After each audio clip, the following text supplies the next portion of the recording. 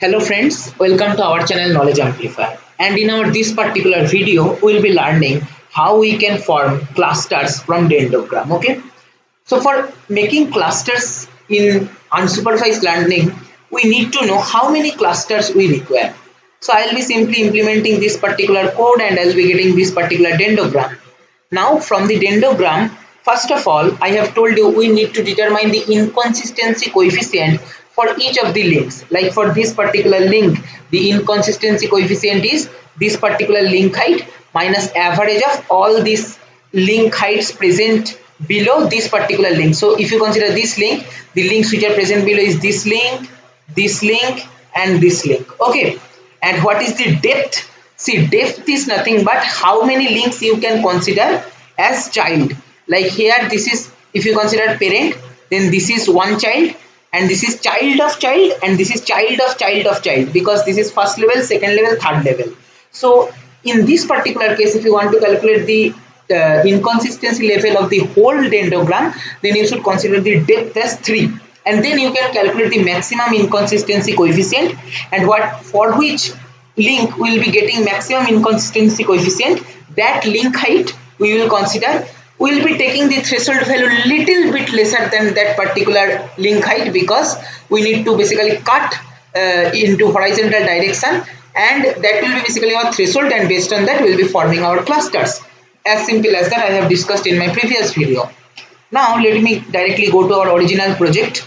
So first of all, CLC clear all close all. Okay, already I have shown you dendrogram for our data. So we'll be importing our data first, going to desktop and then take the data.csv. All right, and here this is our data set. I'll be simply importing that, and then I'll be taking only fourth and fifth column, which is having the income and the spending score. Okay, then we have applied some data pre-processing, like we have checked whether null value is present in that two columns or not, and apart from that we have done feature scaling also, which is standardization, and then we have converted the tabular data to array, and then we have calculated the dendrogram. Up to this I have shown in my previous video, and we got a complicated dendrogram where I have told you that the bottommost part may not be the objects. Okay, it can be linked, because for some of the initial values we got the distance between two clusters as 0, and as a result, as the zero distance in between two clusters cannot be shown in the dendrogram, so there is a possibility that the whatever values you are observing here may not be directly objects, it may be links also. All right, now as I have told you, we need to calculate the inconsistency factor. Now how you can calculate the inconsistency factor? See, try to understand, very important this part. So for that, inbuilt function MATLAB is inconsistent, okay, which I have used here, and in the function you need to pass two things. One is your variable where the linkage, that is tree, is stored, like tree figure 1, and then the depth. So what should be depth? You should choose, always it is best to choose the depth which is highest. Okay, maximum depth if you consider, that means you are considering all the links below a particular link. So what is the maximum depth for this particular data set or the dendrogram? Can you tell? See, this is one depth, this is second depth, third depth, fourth depth, fifth depth, sixth depth, and here comes seventh depth. Okay, if you consider any other way, like 1 2 3 4 or 1 2 3 4, okay, in this way 1 2 3 4. So for all other case you will not be getting depth more than 7. So for our this particular dendrogram, maximum depth is what? Maximum depth is 7. So we are taking the depth value as 7. Okay, and then we will be simply evaluating that, and then we can clear the comment window and check the I value. Okay, so if I write I and enter, I will be having 4 different columns. I have told you first one is mean, then including standard deviation, like about inconsistent documentation you can check. The last one is basically giving us inconsistency coefficient. Now we need to find out the maximum of this one, right? Because I have told you intuitively in my previous video. So ax bx equal to max of I colon, that is all row, fourth column. Okay, now what it will give us, AX will give us the value and BX will give us the index.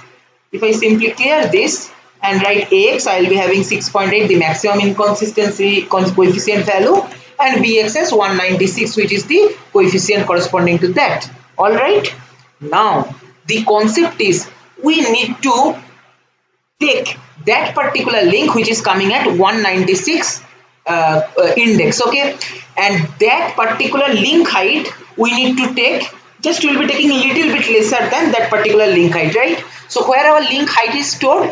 Link height is stored in tree figure 1, third column. If you remember, see, I have told you that this one is, first two columns are basically indicating which two objects or which object and link you are joining and what is the distance between them.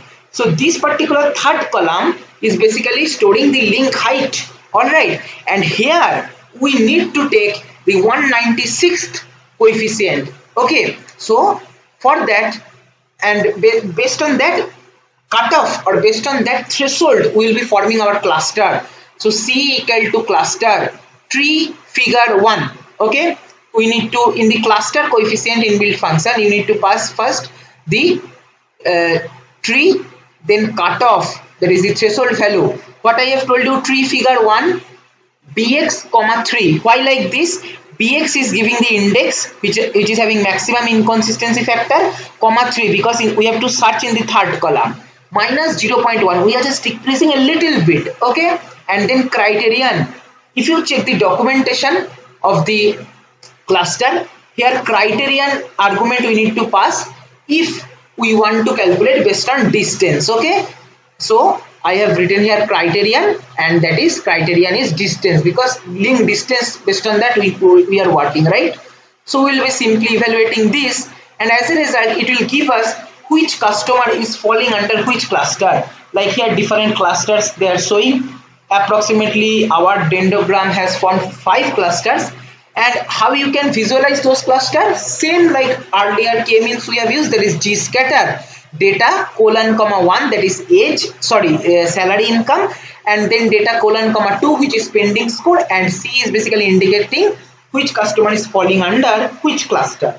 Now if I evaluate this one, I will be having my cluster, and here you can clearly see same kind of result as we have got in our k-means.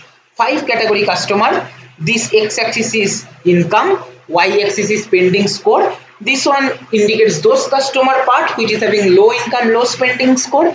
This one is indicating medium income, medium spending score. This one is indicating low income but high spending score. This one is indicating high income but low spending score, and this one is indicating high income and high spending score. So our marketing team should focus in this particular domain, because here customers have high income as well as they have high spending score, because that means they buy much. So these customers are beneficial for business in a shopping mall. Alright, so like that, in simply using inconsistency coefficient and cluster and dendrogram, you can form clustering in hierarchical unsupervised clustering algorithm. But this particular algorithm is not used much widely, because here our dataset may be smaller, but whenever we work practically we have big data set. So if we apply dendrogram, then that will look very much confusing and messy. So it is quite difficult to find the depth and all those things. Calculations will be difficult. So we always prefer to use k-means only. Just you should know this one also, because some case in small dataset you can apply this and perform and compare with k-means also. Like that, different things you can do. Alright, so same code I will be posting in the description box, and as I have told you, the same idea here in this particular documentation of hierarchical clustering from MathWorks, clearly written stepwise. You can check for detailed explanation. Right, this is all for this video. Thank you for watching.